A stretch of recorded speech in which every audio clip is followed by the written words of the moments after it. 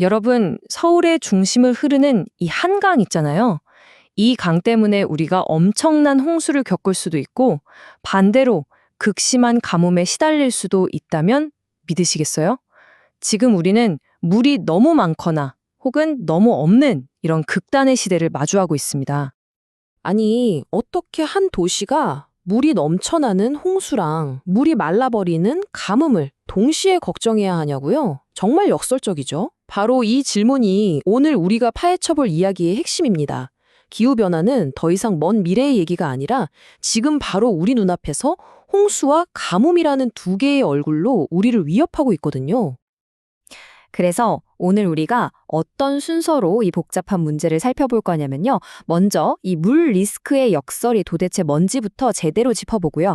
그 다음엔 홍수와 가뭄 이 두 가지 위협의 실체를 하나씩 파헤쳐 볼 겁니다. 그리고 더 습해질 미래, 또 더 건조해질 미래에 대한 전략들을 알아본 다음에 마지막으로 우리 모두에게 가장 중요한 질문 하나를 던져보려고 합니다. 자, 첫 번째, 물 리스크의 역설입니다. 말 그대로 홍수와 가뭄 사이에 갇혀버린 도시의 이야기죠. 옛날에는 그랬잖아요.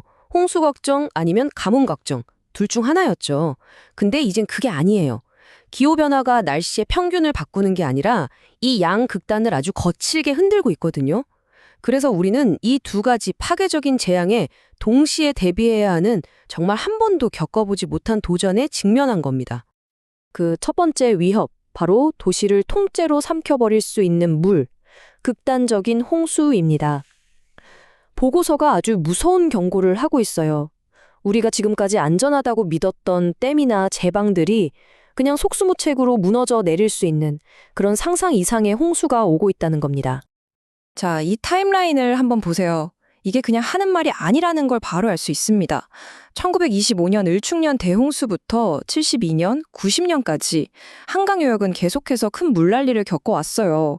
근데 진짜 무서운 건 지금부터예요. 미래 예측은 이걸 훨씬 뛰어넘거든요.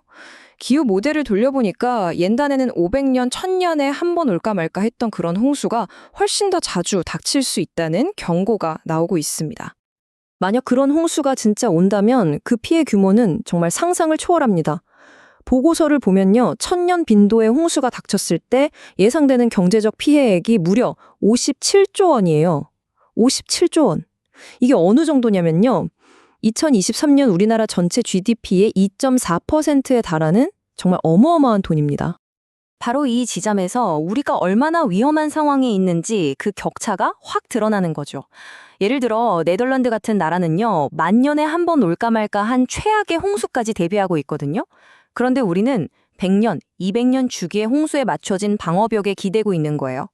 그러니까 위협의 스케일은 완전히 달라졌는데 우리의 대비책은 아직 과거에 머물러 있는 셈이죠. 자, 지금까지는 물이 너무 많아서 생기는 문제에 대해 이야기했죠? 이제 완전히 반대편으로 가보겠습니다. 두 번째 위협, 바로 극단적인 가뭄입니다. 놀랍게도 그렇게 홍수 위험이 크다고 했던 바로 그 지역이 동시에 아주 심각하고 오래가는 물 부족 사태에도 굉장히 취약하다는 겁니다. 가뭄의 진짜 무서운 점은 단순히 물이 부족해서가 아니에요. 물이 있는데도 못 쓴다는 겁니다. 이 통계점 보세요. 2023년 기준으로 댐 용수를 계약한 곳들 중에 37.3%, 거의 40% 가까이가 계약한 양의 70%도 안 썼다는 거예요. 이게 무슨 말이냐면 어딘가에선 물이 남아돌고 있는데 정작 가뭄 때문에 고통받는 곳으로는 그 물을 보내줄 유연한 시스템이 없다는 거죠. 이게 핵심입니다. 그럼 어떻게 해야 할까요? 우리 모두 물을 아껴 씁시다. 이런 캠페인만으로는 안 된다는 거예요. 보고서는 과거처럼 시민들의 자발적인 저력에만 기댄다면 한계가 너무나 명확하다고 딱 잘라 말합니다. 극심한 가뭄이라는 위기를 넘기려면 정부가 훨씬 더 강력하게 적극적으로 나서야 한다는 거죠. 가뭄이 만드는 경제적 피해도 장난이 아닙니다. 최악의 경우엔 연간 7조 7천억 원에 달할 수 있다고 해요. 이게 어느 정도냐면 우리가 매년 다리 놓고 도로 짓는 데 쓰는 엄청난 사회 기반 시설 예산의 상당 부분이 그냥 공중으로 날아가는 거랑 똑같은 규모예요. 자, 이제 좀 그림이 그려지시나요? 홍수든 가뭄이든 지금 우리가 가진 시스템으로는 이 극단적인 상황들을 감당할 수가 없다는 결론에 이르게 됩니다. 홍수 매뉴얼은 도시 전체가 마비되는 최악의 상황을 상상조차 못하고 있고요. 가뭄 대책은 그저 사람들의 자발적인 선의에만 기대고 있는 거죠. 한계에 부딪힌 겁니다. 지금까지 문제의 심각성에 대해서 충분히 이야기했으니까 이제부턴 좀 희망적인 얘기를 해보죠. 해결책은 없을까요? 보고서가 제시하는 전략들을 한번 살펴보겠습니다. 먼저 더 습한 미래, 즉 극단적인 홍수에 맞서기 위한 전략부터 알아보죠. 다행히도 우리는 다른 나라들의 뼈아픈 경험에서 배울 점이 많습니다. 2005년 허리케인 카트리나는 소통과 핵심 시설 보호가 얼마나 중요한지 알려줬고요. 2011년 일본 쓰나미는 경보 시스템과 대피 시설의 문제를, 또 2021년 독일 홍수는 경보를 울려도 사람들이 움직이지 않으면 아무 소용없다는 교훈을 남겼죠. 이 모든 실패의 교훈이 바로 우리의 대비책이 되어야 합니다. 여기서 보고서가 내놓는 아주 중요한 해법이 바로 BCP, 업무 연속성 계획입니다. 말이 좀 어렵죠? 쉽게 말해서 도시가 물에 잠기는 최악의 상황에서도 병원, 전기나 우리 집 수도, 통신망처럼 이것만큼은 절대 멈추면 안 돼 하는 것들을 지키기 위한 생존 계획이라고 보시면 돼요. 그리고 이 계획은 여기 보시는 것처럼 한 번 세우고 끝나는 게 아니라 계속 훈련하고 점검하고 고쳐나가면서 살아 움직여야 의미가 있습니다. 자, 그럼 이제 다시 동전의 뒷면으로 가볼까요? 물이 너무 없을 때, 이 타는 듯한 가뭄의 위협에는 어떤 해법이 있을까요? 이 표를 보시면 굉장히 흥미로운데요. 다른 나라들은 어떻게 하고 있는지 한번 볼까요? 캘리포니아는 아예 법으로 물 사용을 25% 줄이라고 강제했고요. 시드니는 댐 수위가 떨어지면 바로 수도 요금을 올립니다.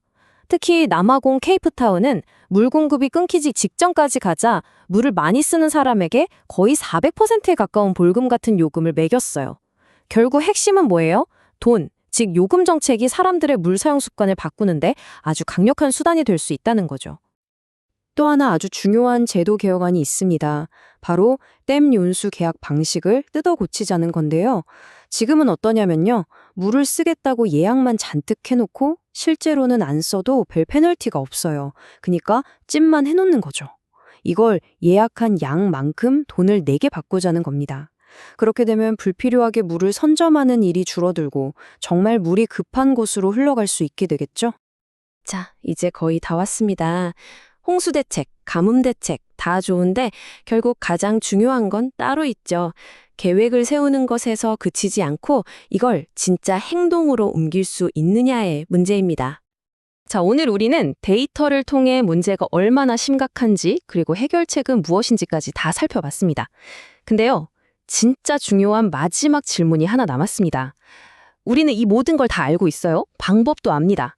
그런데 과연 이 극단적인 미래가 우리 코앞까지 닥쳤을 때 필요한 그 절박함과 속도를 가지고 우리가 이걸 정말로 실행에 옮길 수 있을까요? 이 질문에 대한 답은 결국 우리 모두의 손에 달려 있습니다.